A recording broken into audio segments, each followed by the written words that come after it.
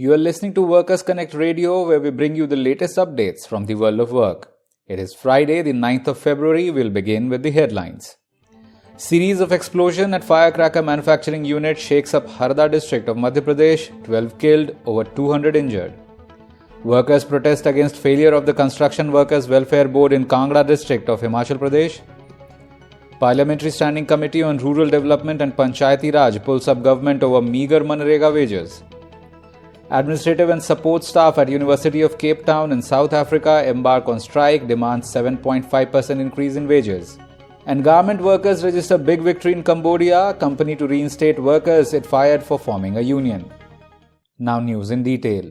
A series of explosions triggered due to the presence of combustible chemicals present in the factory premises of Raju Patakha, a firecracker manufacturing unit in Harda district of Madhya Pradesh, has killed 12 workers so far, while over 200 people are reported to be injured.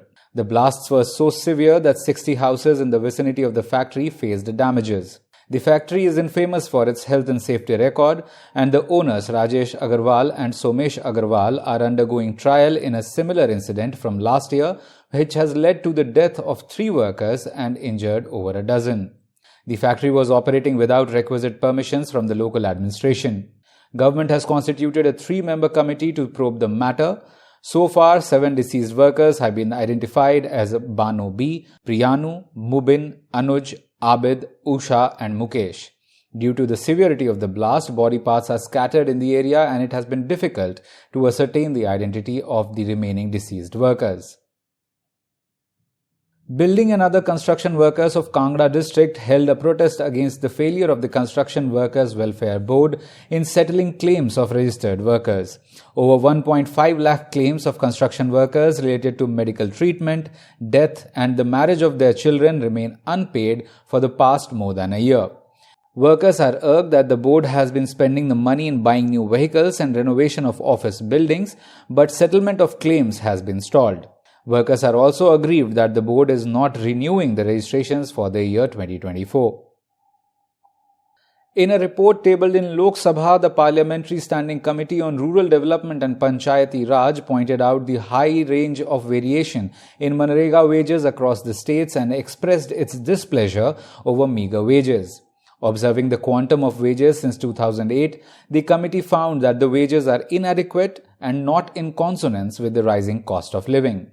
Quoting the report of Anup Satapathy Committee, which has recommended that the wages under MNREGA should be Rs 375 per day, committee said that using consumer price index for agricultural labour and by keeping it at the wage rates thus obtained on April 1st, 2009 or Rs 100, whichever is more, as the base for indexing of the states for calculation of wages is obsolete and the ministry must revise the wages at the earliest. Moving on to international news, the first one is from South Africa, where administrative and support staff at University of Cape Town have embarked on strike demanding revision in their wages. Over 150 members who are on strike under the aegis of University of Cape Town Employees Union are demanding a 1.5% increase for the year 2023 to combat the inflation and an increase of 7.5% for the year 2024, along with immediate payment of performance awards for June 2022 to May 2023. Workers are also demanding that the university adopt a unified bargaining forum so that wages for professional, administrative and support staff can be negotiated alongside with the academic staff. The last update is from Phnom Penh, the capital city of Cambodia, where garment workers of the company Trax Apparel have registered a big victory. Trax Apparel is a producer for global garment brand Adidas. The company was found guilty of illegally laying off 8 workers for forming a union in the year 2020 and trampling over workers' right to freedom of association. All 8 workers will now be reinstated with back wages. That is all in this bulletin. We'll be back next week with the latest updates from the world of work.